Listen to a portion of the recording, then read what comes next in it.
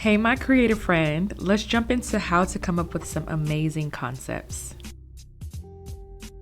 First, you want to ask yourself, what story are you wanting to convey? But before we jump into that, you want to start with inspiring yourself.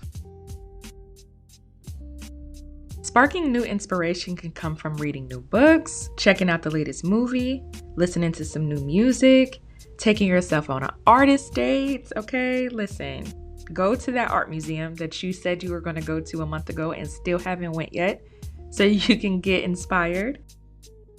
It's all about personal experiences, current events that will really pour into your creative love tank to get those creative juices flowing. Next is brainstorming and sketching your ideas. Jot down the ideas, images, and emotions that come to mind.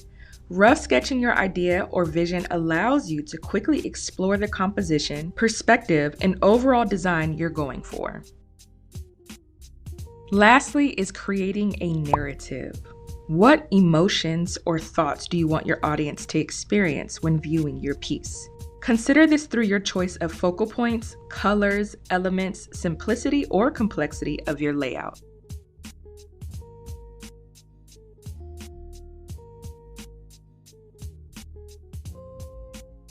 So for example, if I want to convey a more fun and exciting piece, I'm going to use warmer tones, more simplistic design, nothing that's too complex.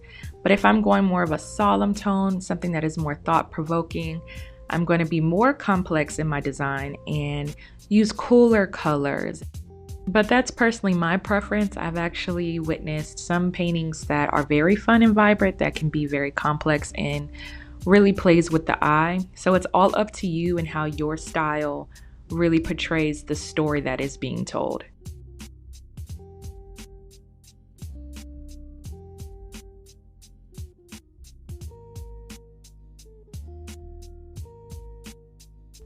All right, y'all, second step is puzzle piecing it together. You want to research and gather the information at hand. Anything that is related to your chosen concept, consider the symbolic elements that represent the concept well.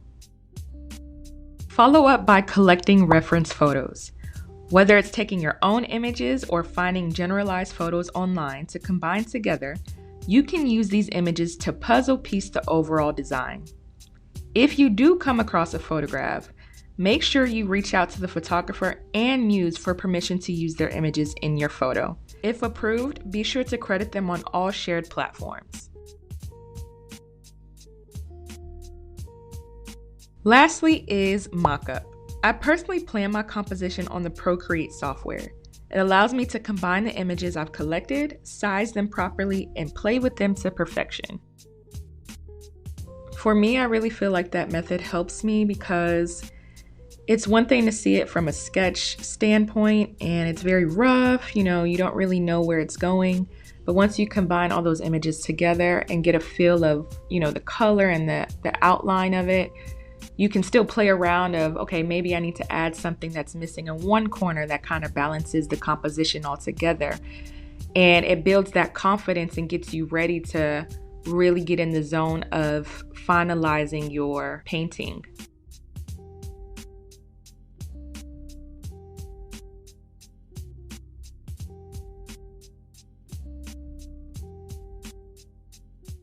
Final step is laying the foundation.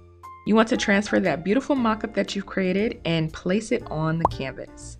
Now, how do you do that? I personally recommend the easy route.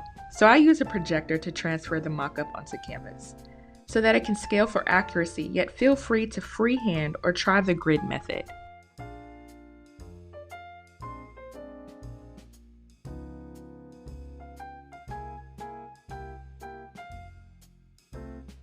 Now it's time to set the tone for yourself. You got to get in the zone. How do we get in the zone? This all starts with atmosphere that reflects the painting. If it's vibrant and fun, listen to some upbeat jazz music. If it's a spiritual connection piece, listen to some gospel music or sermons. Have your colors mapped out and your reference photo tablet nearby. Set a candle and get in the zone.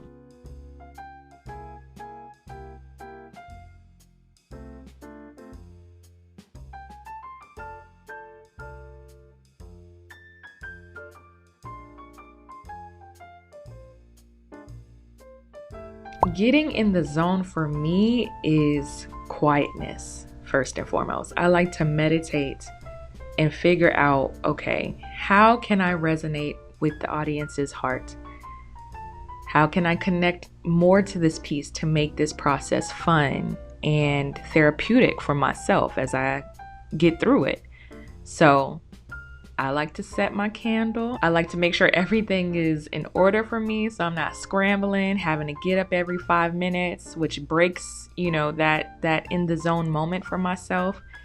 And it's a bit challenging because being a mommy now, I have to balance myself. But nonetheless, I try to focus on the segments that I can tackle in that moment and eventually work my way out. So I don't try to splatter all the paint at once. But for me, I think it's best working in segments, which helps me feel like I'm getting more done.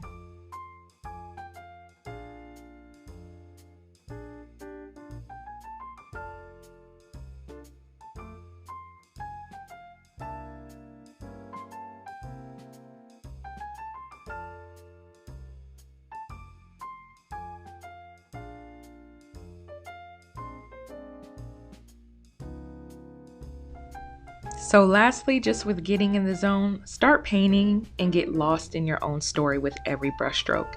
Enjoy the process and get excited to share your visual novel with the world.